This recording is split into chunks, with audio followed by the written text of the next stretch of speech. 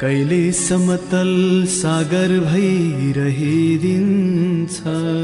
कहिले छाल भई उर्लिदिन्छ, सम्हाल्नै गाह्रो भोजन बहकिने मन, बहकिने मन, बहकिने मन, बहकिने मन, बहकिने मन।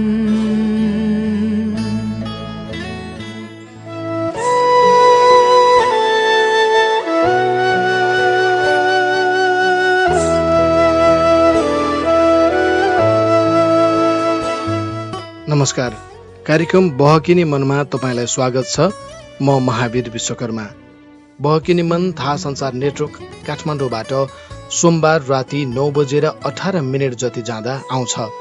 यो कार्यक्रम देशभरिका 140 भन्दा धेरै रेडियोहरूबाट एकैसाथ प्रसारण भइरहेको हुन्छ। बहकिने मन नामको फेसबुक पेजमा पनि युट्युब च्यानलमा पनि यो कार्यक्रम तपाईँ आफूलाई पाएक पर्ने समयमा सुन्न सक्नुहुन्छ। बहकिने मनको आजको श्रृङ्खलामा म एउटा कथा वाचन गर्न लागिरहेको छु। यो प्रेम कथा हो। प्रेममा समाजले बोकी हिँडेको गलत विचार कसरी आइपर्छ भन्ने जनाउने कथा छ। यो हरिमाया भेटवालले लेख्नु भएको कथा। यसको शीर्षक न्युरी हो। केही अघि नै उहाँले लेख्नु भएको कथा हो। यो कथा आज मलाई वाचन गर्न मन लाग्नुको एउटा सन्दर्भ पनि छ। त्यो सन्दर्भ के हो भन्ने चाहिँ म कार्यक्रमको अन्तमा भन्छु। सुनेर बस्नुहोला कृपया मिलेसम्म चाहिँ।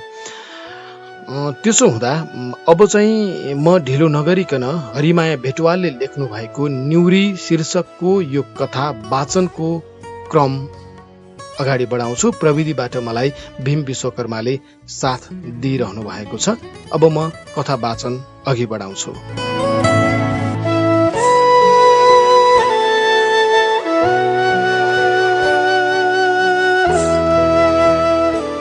आकाशका ताराहरू टुक्रिएर झरेको थिएन। कुनै नवदुलहीले पहिलो पटक माइती छोडे झैं आकाशमा तुवालो पल्टिएर धुम्म परेको थियो। जब झिसमिसे बिहानी भयो, जताततै आगो दन्कियो हल्लाको। पिपल डाँडामा मान्छे झुन्डिएर मरेको छ रे। चिस्यानको बिहानीमा आगो ताप्न सलहका बथान सरी धुइदिए। त्यतैतिर गाउँलेहरू आली र खेत नाग्दै। कुरामा खाप पर्यो अनि एक कान दुई कान मैदानमा त झुन्डिरहेको न्युरीको लास। ए बाबै जात्रै पो लाग्यो। अरू बेला जस्तो जात्रामा मादलो बजेन, दोहोरी चलेन, फिरिक फिरिक कोही नाचेन। डाँडा थुम्का घर आँगन सबैतिर नाच्दै हिँड्यो कुरो। सदरमुकामदेखि झरे पुलिसका डफ्फा। तुन्द्रुङ्ग झुन्डिएकी न्युरीलाई डोरी काटेर झारे पिपलको रुखबाट।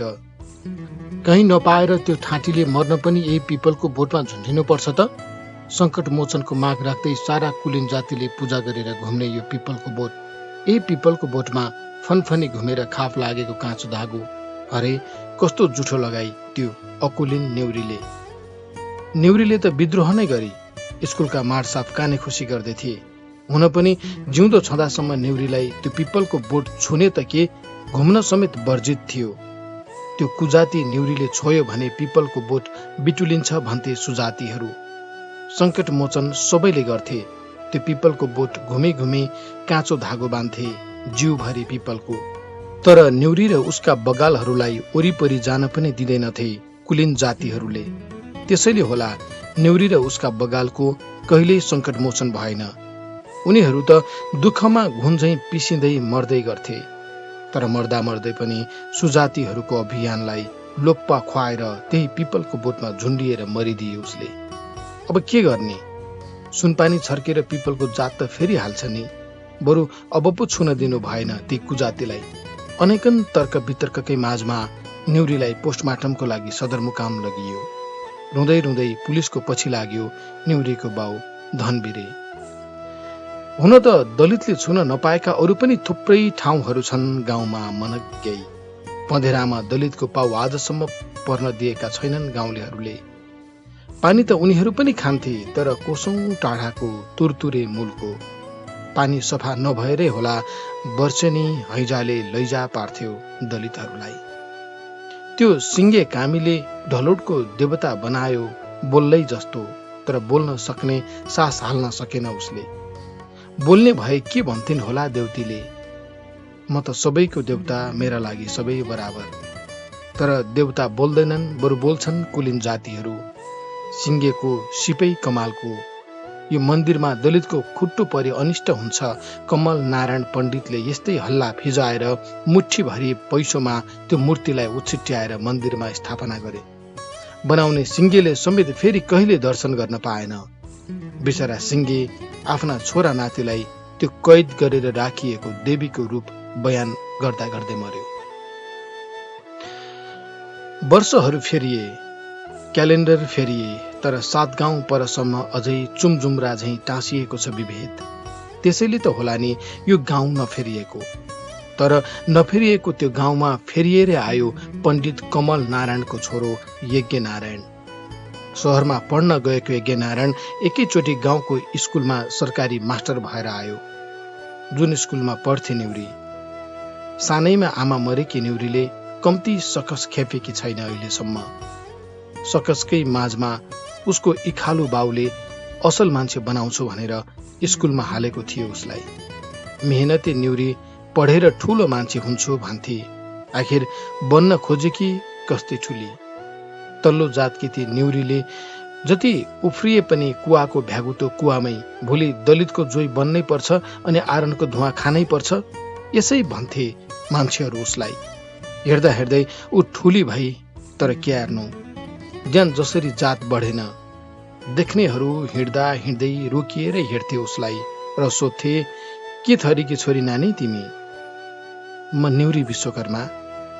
उसको नाम र थरले अघि देखिएको सुन्दरता एकछिनमै हराउँथ्यो मान्छेहरूको अनुहारबाट र उनीहरू थप कुनै कुरा नसोधी बाटो लाग्थे। कोही जिस्काउन पछि पर्दैनथे। मनभित्र कस्तो लाग्थे कुन्नी, तर बाहिर मुसुक्क हाँसेर बोलिदिन्थे ऊ। न्युरी हिँड्दा हिँड्दै आज पनि बोलायो कसैले। पछाडि फर्केर हेर्दा उनै यज्ञ नारायण सर लमक लमक गर्दै आउँदै थिए न्युरीतिर। उसो त 1 घण्टा हिँड्नु पर्ने न्युरीलाई हिजो आज यज्ञ नारायण सर बाटोका मुखबोली भएका छन्। न्युरीको घरबाट अलि मास्तिर पर्छ यज्ञ नारायणको घर। सुरुमा त बोल्नै डराई न्युरी, तर सहरमा बसेको यज्ञ नारायणको मिठो बोलीले नबोली बस्नै दिएन उसलाई। झण्डै 2 महिना एउटै बाटोमा हिँडेपछि मनको बाटोले सोध्न थालेको थियो उसलाई, के साँच्चै यज्ञ नारायण सरले भने जस्तै मान्छेको जात मान्छेले नै बनाएको हो त? मान्छेले के बनायो होला अहिलेसम्म?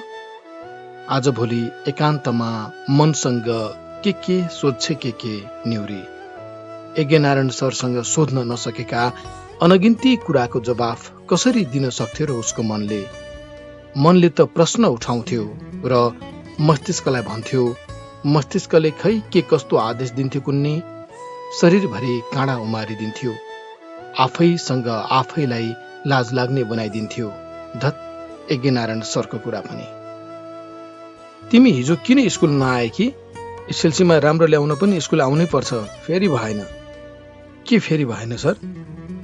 मैले निकै मिस गरे तिमीलाई। दुवैको आँखा ठोकिए। लाजले आँखा र टाउको एकैचोटि निहुराई न्युरीले। फुलेको फुलमा भमरा बस्न आउनु कसको दोष? भमराको कि फुलको? दुवै निर्दोष। कसरी? फुल फुल्नु उसको कर्म, भमराले भोक मार्नु उसको धर्म। किन फुलहरू भकाउँदैनन्? भकाउँछन् र त जराबाट पानी खान्छन्। समय उकालो चढेर अनि ओह्रालो झरेर कति टाढा पुगिसक्यो र त्यही बाटोको सामिप्यताले नजिक गरायो र मनको सामिप्यताले प्रेम लहरायो न्युरी र यज्ञ नारायण बीचको। सुरुमा त त्यही बाटोले देखियो उनीहरूको माया। बाटोका बोट बिरुवाले देखे, उत्ताउलेर आउने बतासले देखियो, हुँदाहुँदै बाटो मास्तिरको ठूलो ढुङ्गाको चेपले पनि देख्यो। चेप जहाँ मान्छेको त के कुरा र, घाम जुन तारा कसैले देखेनन् सिवाय ती दुई। हामी कसरी एक हुन सक्छौं? मन एक भए पनि, विचार एक भए पनि, सपना एक भए पनि जातको अग्लो पर्खाल म नाग्न सक्दिन, तर म नाग्न सक्छु। तिमी बाहुनको छोरा। मान्छेको जात एउटै हुन्छ र लिङ्ग दुईटा, तर समाज र घर परिवारले मान्दैनन् यस्तो कुरा। हामी यो समाजको उदाहरण बन्ने हो। यज्ञ नारायणले नै जिद्दी गरेपछि न्युरीले केही बोल्न सकिन। न घर परिवार, न कुनै जमघट, न त दाइजोको बहस, न कुनै खर्चको पीर, न जन्ती। सबै कुराको छिनोफानो त्यही ढुङ्गे चेपमा बसेर गरे ती प्रेमिल जोडीले। भागेर सदरमुकाम जाने र स्थिति स्वाभाविक भएपछि गाउँ फर्किने निधो पनि गरे उनीहरूले।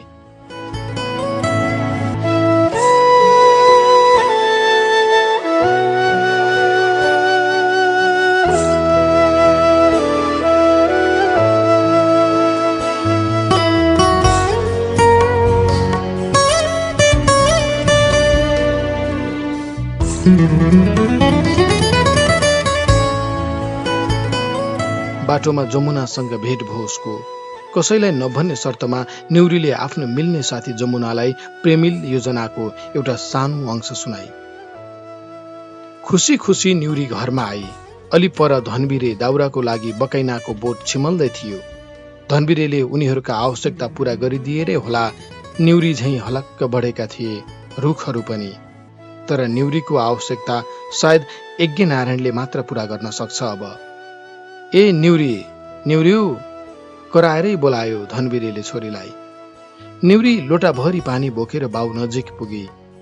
अरू बेला हुँदो हो त बाउको जस्तै तिर्खा उसको पनि मेटिन्थ्यो होला पानीले, तर आज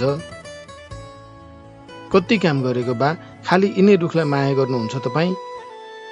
के गर्नु त छोरी, माया त तेरी आमालाई गरेको थिए नि, छोडेर गई।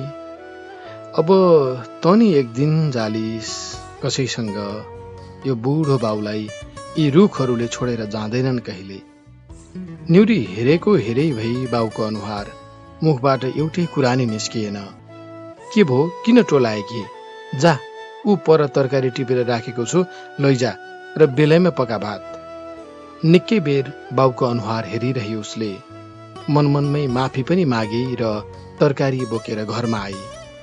कपीको भित्री पन्ना च्याती र लेखी, बा, मलाई माफ गरिदिनु। मैले यज्ञ नारायणको सिन्दुर हालेर सदरमुकाम जाने निर्णय एक्लै गरेँ। जे परिणाम भोग्नुपर्छ म एक्लै भोग्छु, तपाईँलाई दुःख दिन्न म। केही जोर लुगा झोलामा हाली उसले। 12 आमाले सँगै बसेर खिचेको फोटो पनि त्यही झोलामा राखे। झमक्क साँझ पर्दा उनीहरू मन्दिरको आँगनमा आइपुगे। देवीको मन्दिर एक्लै थियो त्यो बेला। त्यही मन्दिरलाई साँची राखेर यज्ञ नारायणले बोकी ल्याएको सिन्दुर र पोते लगाइदियो न्युरीलाई र दह्रो गरी अंगालोमा कसेर छेउमा तान्दै भन्यो, म बाँचुन्जेल तिमीलाई माया गरिरहन्छु। म पनि। ल छिटो हिँडौ, हामी सदरमुकाम पुग्दा निकै राति हुन्छ। यज्ञ नारायण निर्धक्क अघि अघि, टाउको, मुख अनि घाँटी पुरै छोपेर न्युरी पछि पछि हिँडिरही। एउटा सामान्य होटलमा 5 दिनको लागि बुक गर्यो यज्ञ नारायणले। लेख्यो, यज्ञ नारायण र न्युरी बुढाबुढी। प्रेमका कति रूप हुन्छन्, ती सबै रूप त्यो 5 दिनमा देखियो होला त उनीहरूले। तर जे देखे फेरि कहिले नबिर्सिने गरी देखे। 4 दिनको दिन यज्ञ नारायण सदरमुकाम घुमेर एकैछिनमा आउँछु भने निस्कियो बाहिर। जाँदा जाँदै भन्यो, ढोका नखोली बस्नु, म आइहाल्छु। ऊ भन्दा छिटो आइपुगेका रहेछन् उसका घरका मान्छे सदरमुकाम। च्याप्प यज्ञ नारायणलाई समातेर अंगालो हाल्दै गाउँतिरै हिँडाउन थाले बाउ काका बाउहरूले। मैले बिहे गरिसके बा, मलाई माफ गर्नु। उसको कति कुराको पनि सुनवाई भएन त्यो बेला। त जाँदैनस् भने तेरी आमा र म यही झुन्डिएर मर्छौं। धर्मका अनेक श्लोकहरू सुनाइयो, जातले पार्ने असरको भली भाँति उदाहरण देखाइयो।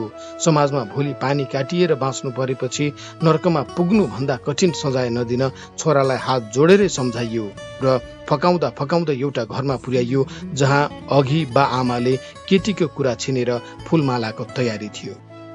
बिहे त म गर्न सक्दिन बा, मैले न्युरीसँग गरेँ। बरु म उसलाई नले घर भन्नुहुन्छ भने ल्याउँदिन, तर बिहे अरूसँग गर्दिन बा। बिहे बिस्तारै गर्ने हो, आज कुरा छिन्ने मात्रै हो। नाइ नभन्दे छोरा, हाम्रो अनुहार बाँचेकै देख्न चाहन्छस् भने नाइ नभन्दे। ऊ चुपचाप उभियो।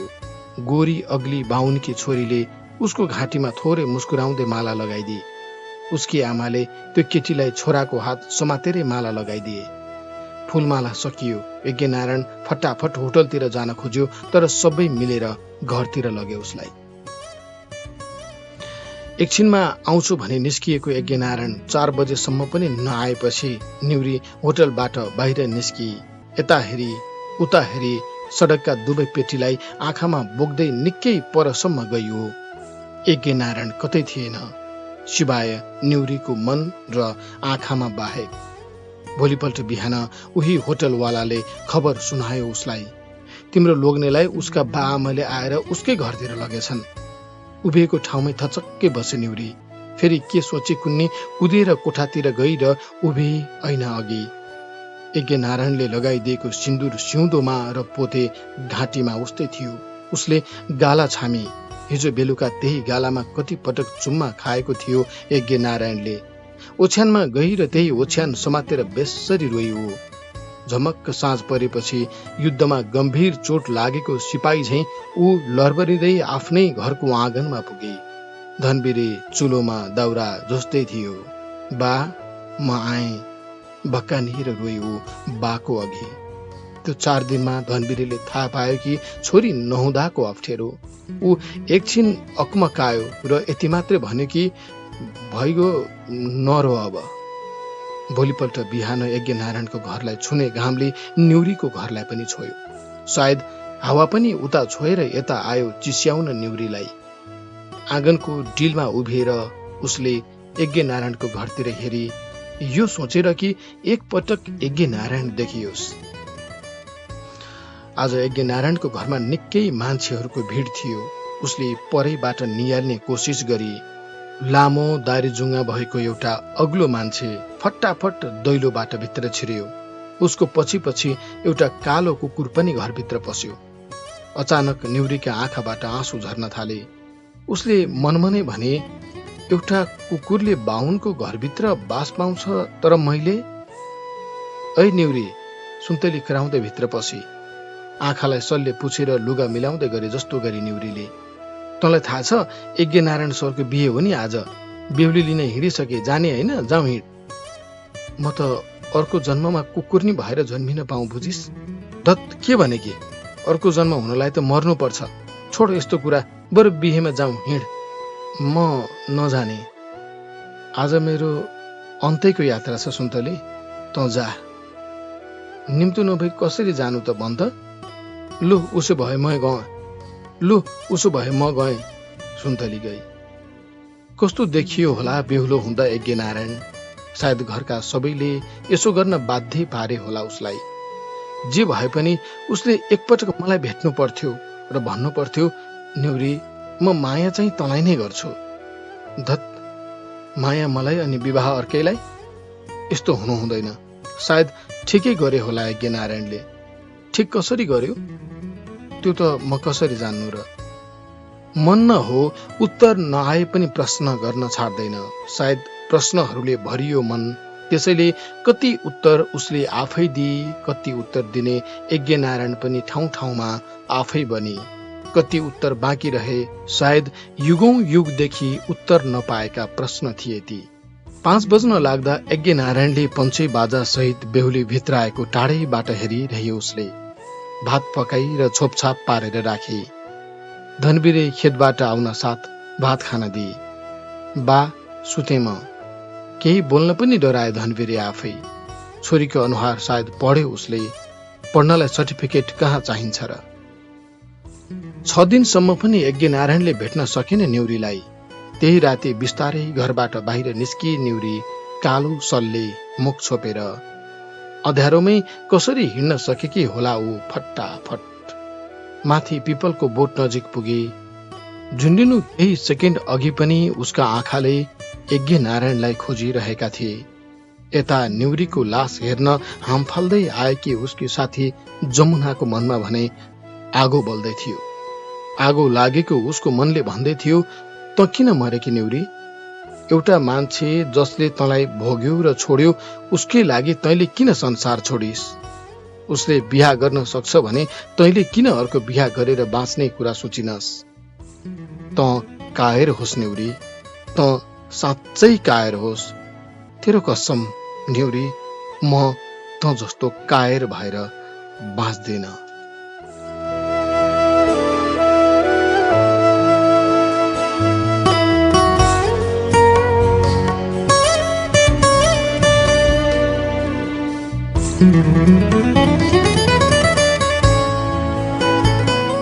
कथा सुन्नुभयो।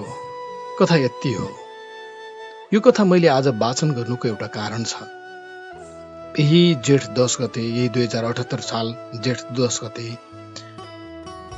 अघिल्लो वर्ष रुकुमको नरसंहार भएको थियो। रुकुम सोतीमा 6 जनाको हत्या हुने गरेर अन्तर्जातीय प्रेमले उत्पन्न गराएको परिस्थितिको कारण यो 2078 को जेठ 10 गते भोजपुरको सडानन्द नगरपालिका वडा नम्बर 14 को बोया भन्ने ठाउँमा त्यस्तै प्रकृतिको अर्को एउटा घटना, अन्तर्जातीय प्रेमकै प्रकृतिको अर्को एउटा घटना भयो। त्यहाँ दलित समुदाय अन्तर्गत परियार जातका संगम ठटालले आफ्नो प्रेमिका जो नेवार जातिकी थिइन् उनीसँग विवाह गरेर घरमा लिएर आए। भोलिपल्ट 11 गते वडाध्यक्ष, त्यसपछि प्रहरी अनि केटीको परिवारको व्यक्तिहरू गएर प्रहरीमा लिएर आएर संगममाथि कुटपिट पनि भएछ। त्यहाँ उनीहरूलाई कागज गराएर छुट्याइएछ र कारण देखाइएछ उमेर नपुगेको भनेर, 20 वर्षभन्दा मुनि भएको भनेर। त्यहाँ जाते गाली गलौज पनि गरिएको रहेछ कि दमाई भएर माथिल्लो जातको केटी ताक्ने भन्ने त्यस्तो कुराहरू पनि, कुटपिट पनि प्रहरीले नै कुटपिट गरेको भनेर संगमकै आमाले पनि मसँग भन्नुभएको थियो फोनमा कुरा गर्दाखेरि। यसरी छुट्याइएछ 11 गते अनि 12 गते घरबाट निस्किएका रहेछन्। संगम छोरा कहाँ गयो, के गर्यो केही थाहा भएन। पछि खोजबिन गरियो, भेटिएन। 15 गते उनी झुन्डिएको अवस्थामा, मृत अवस्थामा उनलाई जंगलमा गोठालोहरूले देखेछन्। त्यसपछि यसरी यो घटना यस्तो भयो र छोपछाप जस्तै पारिएर यो घटना बाहिर नआइएको रहेछ। मलाई एकजना साथीले इन्स्टाग्राममा मेसेज पठाउनु भयो र मैले जानकारी पाएपछि यो कुरा बाहिर लिएर आएँ। फेसबुकमा लाइभमा बसेँ, त्यहाँ वडाध्यक्षसँग पनि कुराकानी गरेँ, त्यो कुरा बाहिर लिएर आएँ। त्यसपछि आजै नयाँ पत्रिका दैनिकमा यो समाचार, प्रकाश धौलाकोटीजी हुनुहुन्छ नयाँ पत्रिका दैनिकको, उहाँले यो समाचार प्रकाशित गर्नुभयो। र यो घटनामा म केही बोलेपछि मलाई सुनसरीबाट पनि एकजनाले फोन गर्नुभयो। त्यहाँ यस्तै प्रकृतिको घटना गएको माघ 10 गते भएको रहेछ। सुनसरीको रामधुनी नगरपालिका 4 पत्थर देवा भन्ने ठाउँमा भएको रहेछ यस्तै किसिमकै घटना। अर्जुन विक नाम गरेका व्यक्ति, केटा, जसले यस्तै अन्तर्जातीय विवाह गर्दा छुट्याइएछ र साँझ उनीमाथि कुटपिट भएको रहेछ त्यहाँ। र कुटपिट भएकै अवस्थामा उनलाई घरबाट आमा आएर कुटपिट गर्नेहरूबाट छुट्याउँदै उनी दौडिएर गएर घरभित्र गएर ढोका लगाएर आत्महत्या गरेछन्। त्यो घटनामा कुटपिट गर्ने जो व्यक्ति थियो ऊ विरुद्ध उहाँहरूले उजुरी पनि हाल्नु भएको रहेछ। 24 दिनमा धरोटीमा त्यो व्यक्ति छुटिसकेको पनि अवस्था रहेछ। यो घटनाहरू भइरहँदाखेरि हामी नेपाली समाज निकै मिलेर बसेको छ, धेरै राम्रो छ भनेर पनि कति साथीहरूले तर्क गरिरहेको म सुन्छु। मैसँग पनि झगडा गरिरहेको पनि पाउँछु म कहिलेकाहीँ फेसबुकमा। कति जातको कुरा गर्छस्, कति यो समाज तैँले बिगार्न खोजेस्, अथवा तैँले कहाँबाट डलर खाएर बोलिरहेछस् भन्ने जस्तो कुरा पनि हुन्छ। त्यस्ता आरोपहरू पनि खेपिरहेको हुन्छु मैले। तर यो समाजको यो समस्या बारे यो बुझेको व्यक्तिहरूले बोलेनन् भने अरू कसले बोल्छ यो विषयमा? सङ्गम ठटालको यो घटना यदि मसम्म आइपुगेको थिएन भने अहिले जसरी बाहिर आएको थियो त्यसरी आउँथेन। जो साथीले मलाई यो खबरबारे जानकारी दिनुभयो उहाँले भन्दै हुनुहुन्थ्यो कि यहीँको पत्रकार साथीलाई पनि मैले यो सबै जानकारी दिएँ, तर उहाँले यो समाचार छाप्नु डराउनु भयो किनकि यहाँ सबै मिलेका छन् एकातिर भनेर। त्यसो हुँदा यो घटना अहिले भइरहँदाखेरि मैले हरिमाया भेटवालले लेख्नु भएको यो न्युरी शीर्षकको कथा, प्रेम कथा, प्रेमलाई हाम्रो समाजमा भएको यो एउटा यो गलत विचारले कसरी हत्या गरेको छ प्रेमको भन्ने यो चित्र देखाउने कथा आज मैले बहकिने मनमा वाचन गरेँ।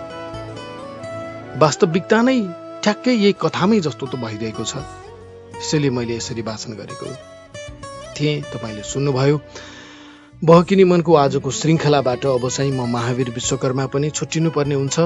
यतिन्जेल मलाई प्राविधिक कक्षबाट साथ दिने भीम विश्वकर्माप्रति आभार व्यक्त गर्न चाहन्छु। बहकिने मन सोमबार राति 9:18 जति जाँदा थाहा संचार नेटवर्क काठमाडौँबाट आउँछ। देशभरिका 140 भन्दा धेरै रेडियोहरूबाट यो कार्यक्रम एकैसाथ प्रसारण हुन्छ। बहकिने मनको युट्युब च्यानलमा पनि तपाईँ यो कार्यक्रम सुन्न सक्नुहुन्छ। बहकिने मनकै फेसबुक पेजमा पनि लाइभ हुन्छ यो कार्यक्रम भइरहँदा। हस्, आज चाहिँ छुट्टिनुपर्छ बहकिने मनको आजको श्रृङ्खलाबाट। म महावीर विश्वकर्मा पनि अर्को श्रृङ्खलासम्मको लागि ओझेल पर्छु। हस्, जान्छु, अर्को हप्ता आउँछु नि। नमस्कार।